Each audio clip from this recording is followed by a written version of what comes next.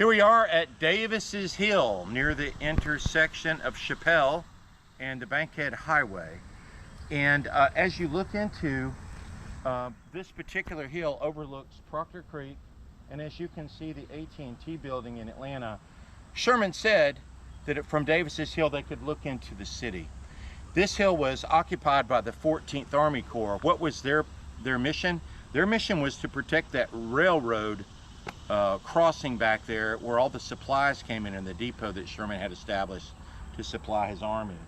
The reason this is called Davis's Hill is, of course, it was occupied by one of the 3 division commanders, General Jefferson C. Davis, a Union officer who was constantly chastised for having a similar name as the Confederate States of America President Jefferson Davis. But Jefferson C. Davis was on this particular hill. He was here a long time because about the time the Utoy operation began, he was unfortunately afflicted by dysentery and he had to stay in his tent. He could communicate a little bit, but he was not fit to go out into the field. So General King, who commanded the regular brigade, took over his brigade and took over his division and commanded that during the Utoy operation. But from Davis's Hill here, on the night of July 28, 1864, immediately after the Battle of Ezra Church, where Hood sent Stuart and Lee's Corps to occupy the high ground just north of the Lick Skillet Road, which is now Martin Luther King. And their objective was to block the Federal Army from crossing south. What Hood was hoping to do is he placed the Confederate cavalry from the Chattahoochee all the way down the Lick Skillet Road, and that sort of blocked Sherman in from the northeast where he couldn't penetrate and get out. And then as they, after the Battle of Ezra Church, Sherman came up with the idea that he would move Schofield's troops, which were up near Emory University.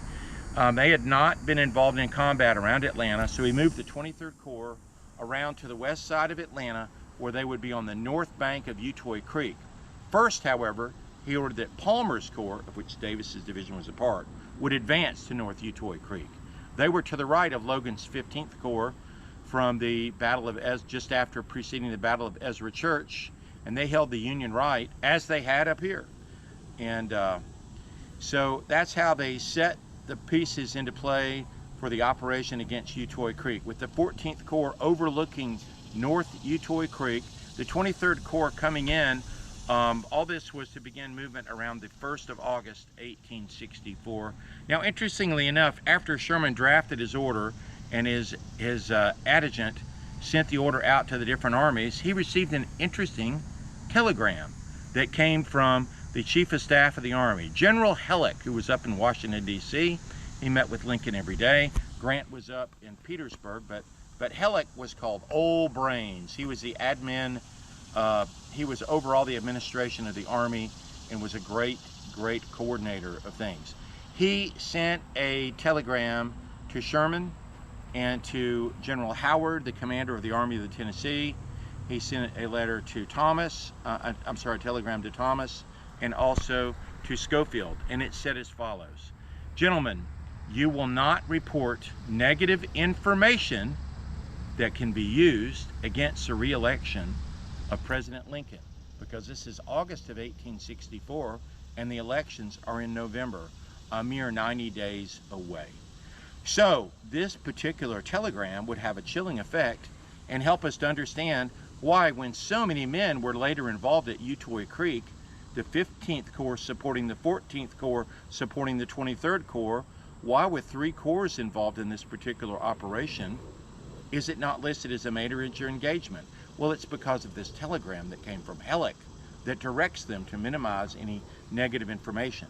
Now, if Schofield had gone through, penetrated, broken through, and cut the railroads, every household in the North would have known the name of Schofield. So, was this the jumping off point, Davis's Hill, for the... Davis's Hill is where Sherman's headquarters was located. He could look into the city. This is where his tent was. This is where he spent the night, right here on Davis's Hill. And again, a contingent was kept here that protected Sherman. He had a regiment of cavalry that protected him. They had entrenchments, and this is where his headquarters was. Why was it here? It's very close to the railroad. The railroad is less than a mile this way over the ridge, the Western Atlantic, and the U.S. Army Signal Corps ran telegraph wire over here where he could be in communication with Washington, D.C.